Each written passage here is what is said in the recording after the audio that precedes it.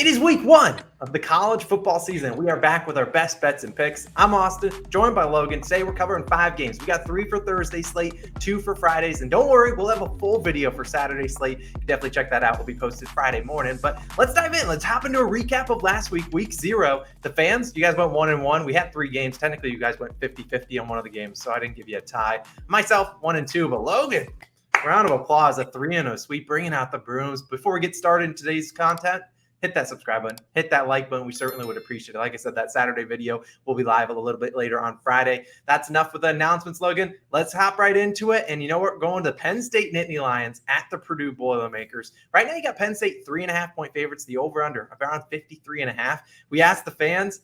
They're all over the Nittany Lions. 70% of you guys voted on Penn State minus 3.5. Normally, I go first, Logan, but since you got the sweep, you got to go first. Who you riding with for this game? I'm riding with the fans on this one. We are Penn State. Yeah, I'm taking Penn State spread in this one. Look, at the end of the day, I do know it's a chalky pick. I know it's a public play, but, you know, it's not me taking Purdue first week of the season. Like, I know what I saw from Purdue. I just got to ride with Penn State because I do think they have, you know, a lot better talent at every position. And I think it starts with quarterback, right? We got Sean Clifford, and he led the passing attack last year, 25th in passing yards on the road last year was Penn State. Now, I know, of course, Penn State, like most top programs, they lose some players on the offensive and the defensive side of the ball. But last year, look, Penn State was so not balanced, right? 118th in rushing yards last year. Now, I probably expect them to do some sort of running back by committee. Kevon Lee, you know, he has familiarity in this offense. I'm sure he'll probably get the majority of the reps, but they simply have to run the ball more often, especially being on the road in this one. And I think, you know, Franklin's a good enough coach to be able to recognize that that's what they're going to do. I expect also the Penn State secondary to be improved from last year, despite losing some talent. Penn State's defense ranked 25th in passing yards and 8th in yards per play. So they didn't give up the explosive plays last year, and that's big, you know, especially against the Purdue offense that might struggle and might take a lot of shot plays. Well, that Penn State last year did not give those up. So I am rolling with the Nittany Lions. I think the offensive and defensively, they're just simply more talented than Purdue. So let me get this right. The fans are on Penn State. You're on Penn State. Is their wagon big enough for a third guy? It should come aboard if you want. Too bad, because I ain't doing it. I'm taking the Purdue Boilermakers, the home team in this one, plus 3.5. You can sprinkle on the money line if you want. Now, Logan, you sold me good, and I appreciate you for talking well about the Nittany Lions, but I have to go with the Boilermakers here. You look at James Franklin, who was once, you know, a great head coach. You know, people were, you know, touting this program for being so good. The last 2 years, just 11-11. They've really kind of fallen from grace over the past couple of years. And you look at Purdue.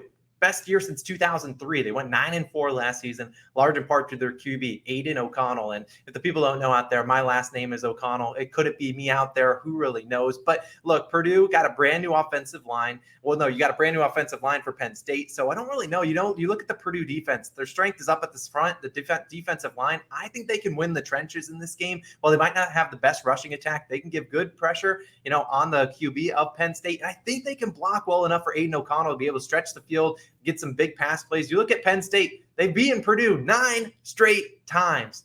That streak is ending on this Thursday evening game. Give me the Purdue Boilermakers, plus 3.5. Chef's kiss. Gosh, no, I don't know about that one. The Penn State's going to keep it rolling for us. Yeah, I doubt it. But let's move on to the second game. We're going West Virginia Mountaineers at the 17th ranked Pittsburgh Panthers. First kickoff is at 7:05 p.m. Eastern time. Pittsburgh currently 7.5-point favorites, a little bit over that touchdown mark, over under 50.5. The fans are slightly on the West Virginia Mountaineers, the underdog, plus 7.5. You know what, fans? I'm on board with you guys in this one. Now, you look at Pittsburgh. It's more of a fade on Pittsburgh than, you know, tailing this Mountaineers team. But Pittsburgh, they're going to be down Kenny Pickett. Down their top, well, Kenny Pickett's obviously in the NFL. Jordan Addison, their top receiver, transferred, I believe, to USC. And they're down their offensive coordinator, Mark Whipple, who's now on Nebraska. Great job in your first game. I mean, no comment. They sold me good last week. Nebraska can get lost. But look, Mark Whipple, he was a great offensive coach, and now they don't have that. Pitt is just 12-18-2 against the spread as a home favorite under head coach Pat Narduzzi. Look, they got a new head coach for West Virginia, or a new QB for West Virginia, JT Daniels. You might recognize him as the guy that went to UGA, then transferred to USC. he now is in West Virginia. Like he's literally traveling around the country. He's a mountaineer at heart, and everyone wants to bet the first ranked team. Pittsburgh Panthers. Everyone wants to slide onto the sports, but this team's ranked going up against West Virginia, a team that struggled last year. Everyone wants to bet that. I say the West Virginia Mountaineers not only maybe win this game outright, but at least give me the plus 7.5. Give it to me. What do you like for this game, Logan? You make a compelling case, but I do want to go ahead and take a total in this one, and I'm going to take the under 50.5 in this one. Look, if you've been tracking line movement on the total has moved down. It was originally opened at 55.5. So usually when these things move down, it's for a reason. And I was actually kind of curious because I'm like, you got Slovis and you got Daniel starting quarterback transfers. I mean, they put up some numbers for sure. I kind of expected the total to creep the other way. So the fact that it's moving down, it just makes you go, what did the books know, right? And now, honestly, at surface level, as you mentioned, Pittsburgh offense, I think they're going to take a step back and they're going to take some time to gel for sure. Pickett, Addison, Whipple, all gone. I mean, those are huge additions. Pitt's not like an Alabama or a Georgia where they just simply reload talent. Like it's going to take some time for that offensive to gel. And West Virginia, they have a strong defensive front. I think they could present some problems to that Pitt offense. Both teams actually ranked top 30 in time on the field last year.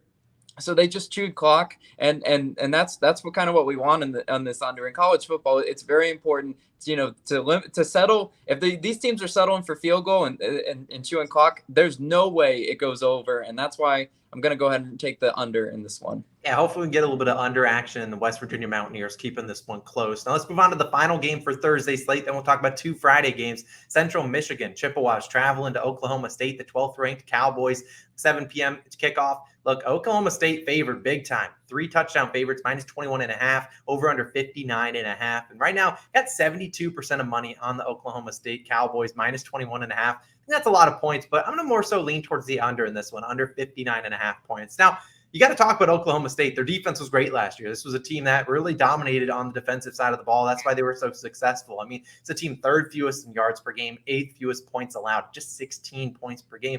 And you look at the other side of the coin. So Oklahoma State's defense, really good. What's Central Michigan going to try to do? They're not going to be a team that's throwing it a ton, a lot of incompletions, making that game last longer and longer and longer. They're going to try to run the ball with Lou Nichols III. Look, he led the nation in rushing last year, over 1,800 yards. Daniel Richardson, their QB, 60% completion rate. Only 6 interceptions.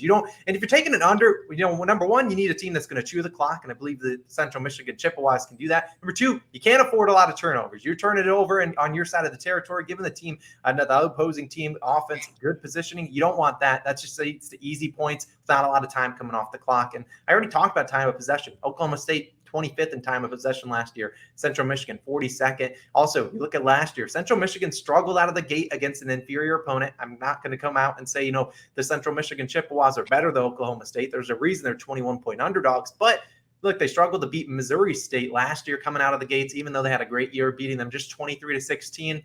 Could we see a duplication of that this year? Taking the under, 59.5 points. Who do you like in this one, Logan?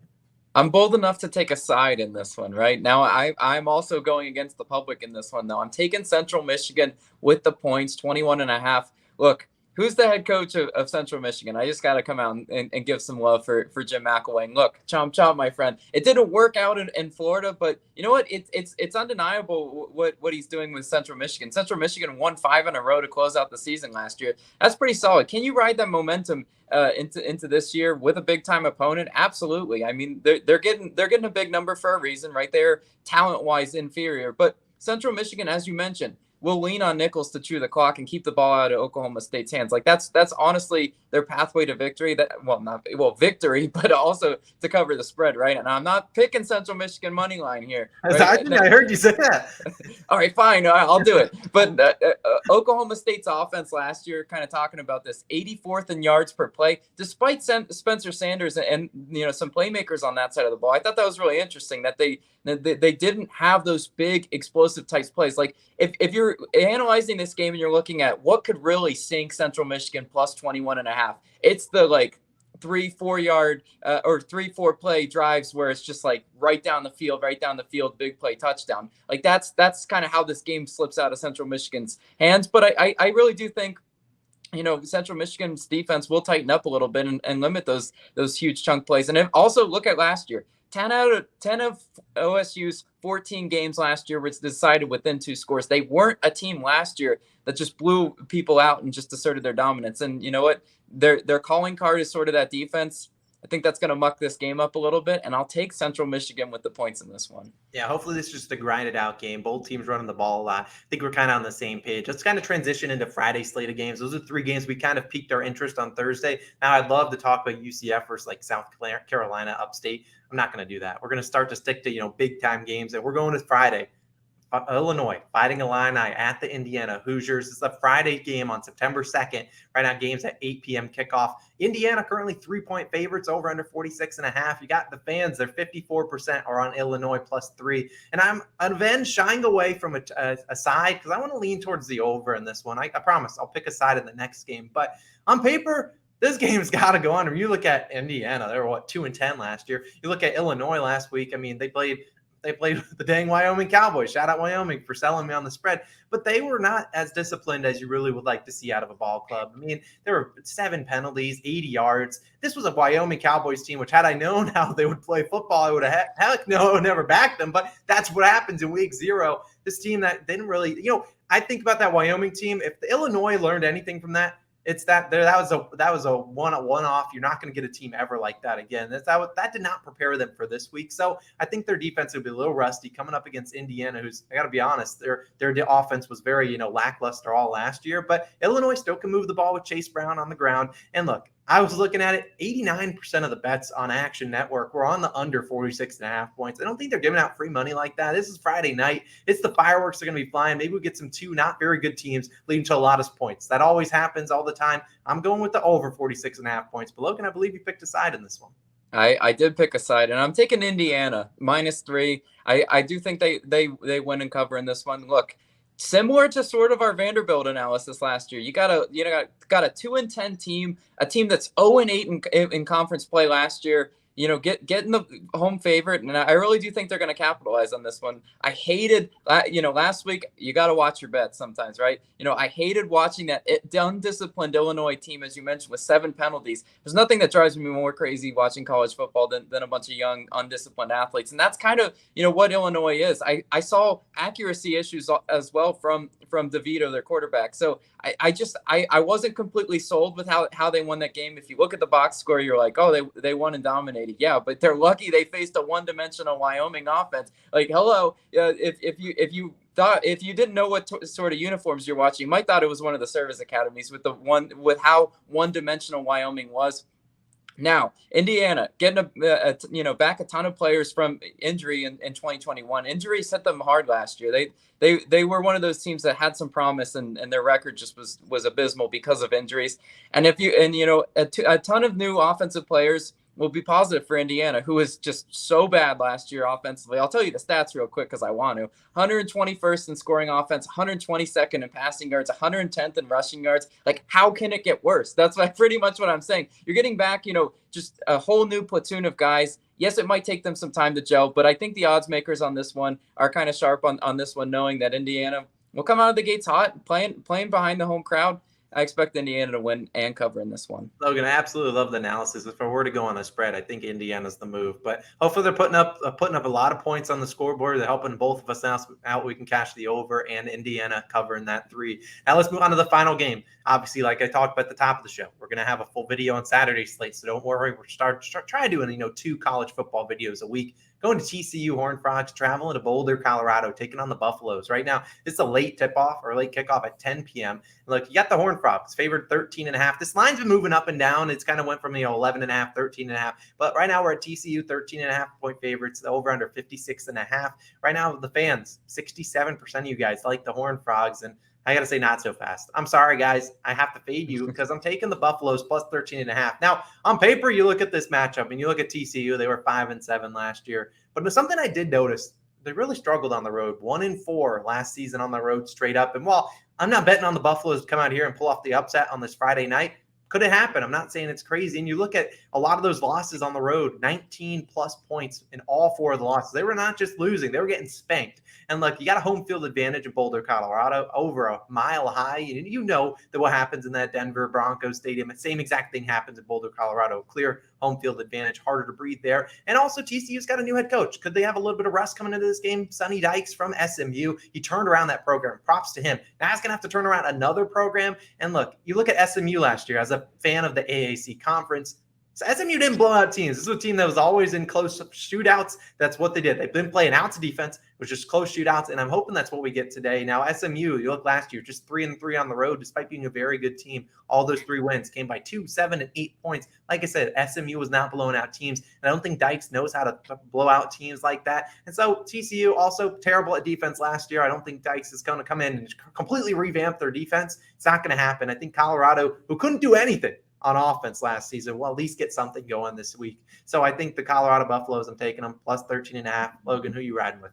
It's time for a squad ride on this one. Yeah, I'm going with Colorado as well with the points, right? And as you mentioned, here I'll put some numbers to how bad Colorado's offense was. They were abysmal. 120th in scoring offense, 126 in passing yards, 99th in rushing yards. Similar to my last pick analysis, it's like the odds makers know this sort of stuff. Now you can either stay plateaued or you can take an improvement in the next year. And I think the only way up is up for this Colorado offense. The high over under in this one means an improved Colorado offense. Like, I'm kind of shocked by that total. And I think that means Colorado is definitely going to be able to move the ball up and down on TCU. I mean, that's like my not so bold prediction. Playing at home behind that home crowd, I do expect them to be able to score on TCU, for sure. And last year, Colorado had the 27th best scoring defense. That's notable too, right? With this high total, can they just get a few stops here and there, right? They don't have to win outright for us, but getting the 13.5 is crucial in this one, because I think they can keep it,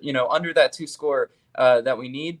I'm rolling with Colorado in this one. It's not sexy. Doesn't make you feel good about picking it, but that's what wins in college football, especially week 1, before we haven't even seen these teams on the field yet. Yeah, hopefully Colorado doesn't make us look like absolute fools like Wyoming made me look last week. So I think the Horned Frogs are maybe due for a little bit of regression in this week 1, especially with new head coach. So we're squad riding Colorado plus 13.5. The fans are on TCU, so we're at even odds over here. But we appreciate you guys for tuning in. Like I said, Fridays we'll have a video for Saturday slate. If you're watching this on Friday, it's probably already live, so I'll put it up on the screen when it is live. We appreciate you guys tuning in. Hopefully you're enjoying the content. Hit that subscribe button, hit that like button. We'll see you guys again for the next one. Let's go bring out the brooms again, Logan. Who says no? Yeah.